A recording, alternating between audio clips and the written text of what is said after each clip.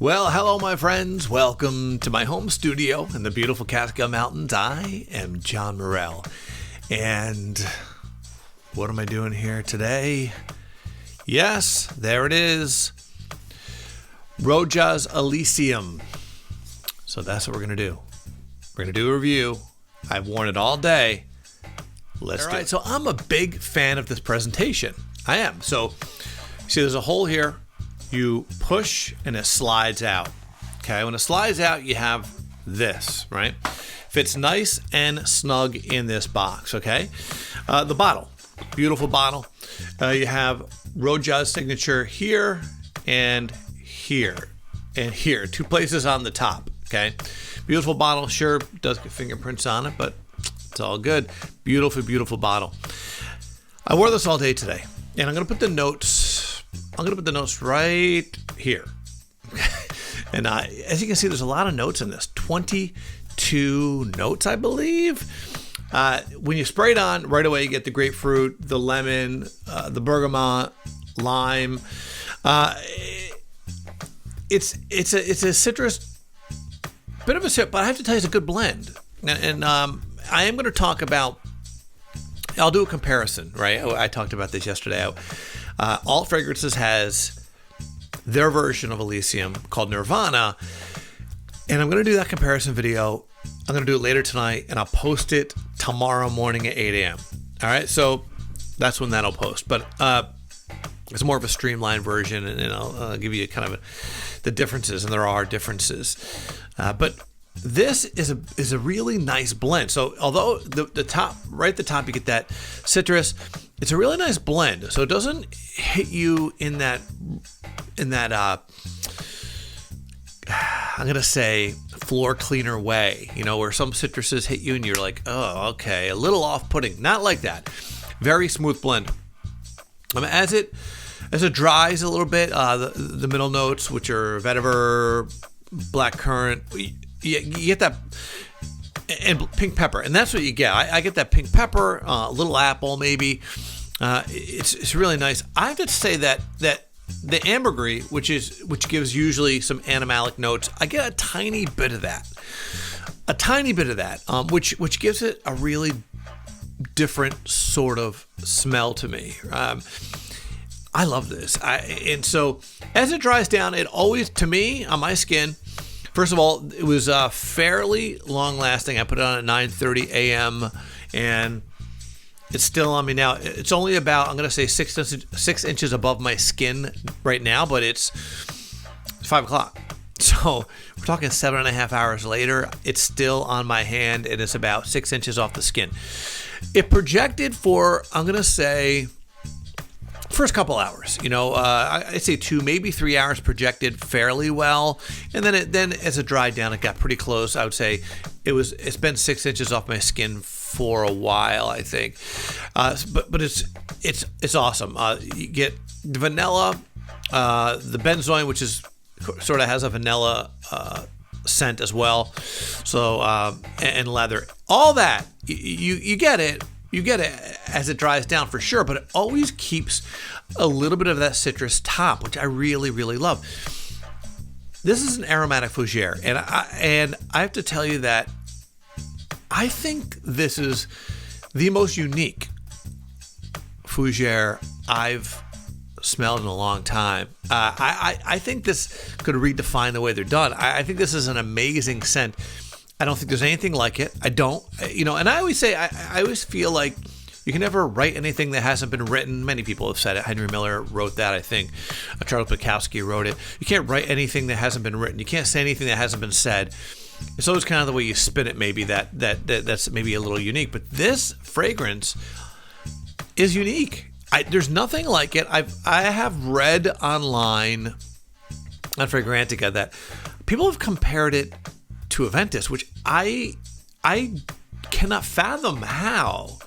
There is no, to me, on my skin and just smelling it out of the bottle, there is no comparison. There is no, I have no idea how you can compare this to Creed. They're not even close to the same scent profile. it's very, very different, and it's super unique.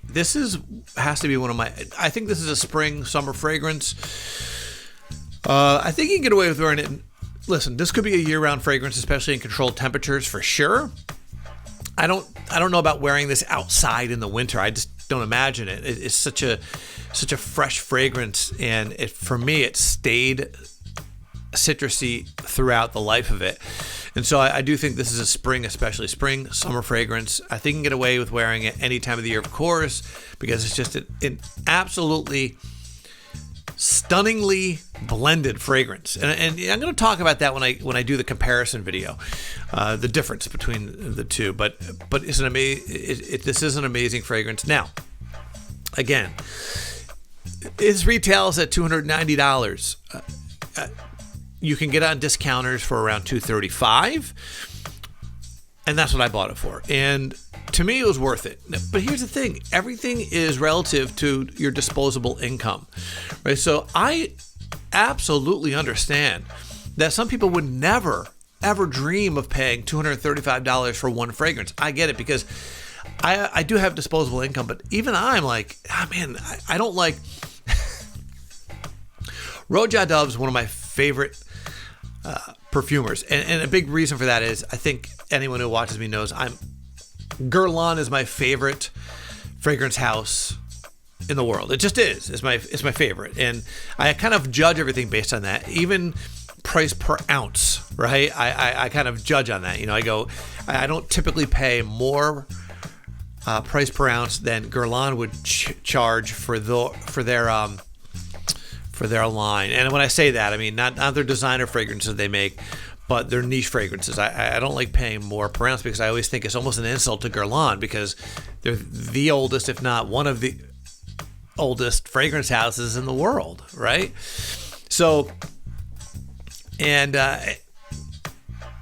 but Roja Dove is an exception, because I kind of see Guerlain and Roja Dove as being almost the same, just because he was there for over 20 years as their master perfumer. So I did pay a little more than I did for example, some of my Guerlain niche fragrances. But I adore this. It's right now, currently, it's one of my favorite fragrances in my collection.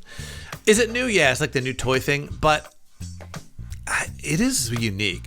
So anyway, let me get back to the price. So even if you don't want to pay $235, I completely understand it. You may be able to find it on other discounters. Like there's I found an app out there where it's almost like eBay. I found an app where people are putting these fragrances up, and they're less expensive. Like I just bought Danger today on this app for $190, which is like $100 off. Again, I get it. That's still pricey, but it's $100 off the retail. Now, again, if this is too expensive for you, I get it. So what is, and I'm not going to do a comparison now, but what is the alternative? I will tell you that this is a viable alternative. I don't want to do the comparison now because I'll give it away. Does it smell exactly like? No. Totally worth it though. That's $49. So that is the alternative, and you will smell fantastic. And I'll do the comparison video next. But again, if you have the disposable income and you don't have Elysium and you do have money to spend on fragrances like that, this is totally worth it. This is totally worth it to me. Again, everyone's different, I guess, but this is a unique fragrance, which I think sometimes unique fragrances, because human beings, I know this from my industry, human beings sometimes psychologically rebel against something different at first. It's why you see a lot of TV shows in my industry. You see a lot of TV shows that are similar. There's a reason for that. Once one TV show hits, everyone starts pitching the same type of TV show because it's a proven thing, right? It's a proven concept. And so they pitch the same TV shows. That's a fact. And they do that because they already know people are going to watch it, because they're watching something similar. They're not looking to do something super unique. They're looking to do something that people watch, and they know people watch. I think fragrances are the same, right?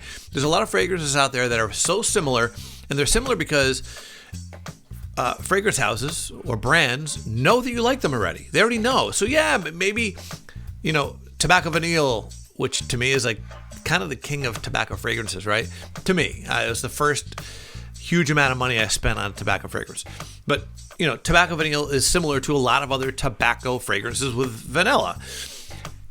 Why? Because everyone knows you love it, right? That's why people keep doing fragrances that are similar. So this is unique. And so I can see where people might go, I don't know about this. But give it a chance. I'm telling you, when you walk into the room with this on, people will notice you. People will ask what you're wearing because it smells good and it's different. It's different. You're going to smell different than everybody else in the room. And again, if you can't afford this, that's cool. Okay? And I'll talk about this in the next video, but this is the alternative to that, and you will still smell really good and different. All right. So I want to thank you for watching again, and if you haven't subscribed yet, do that. That'd be awesome. But thank you very much, and I will talk to you all soon. Comment, like, subscribe. That's what everyone says. I'm supposed to do that, right? Comment, like, subscribe. Everyone does that. You guys do what you want. I'm fine with it. We out.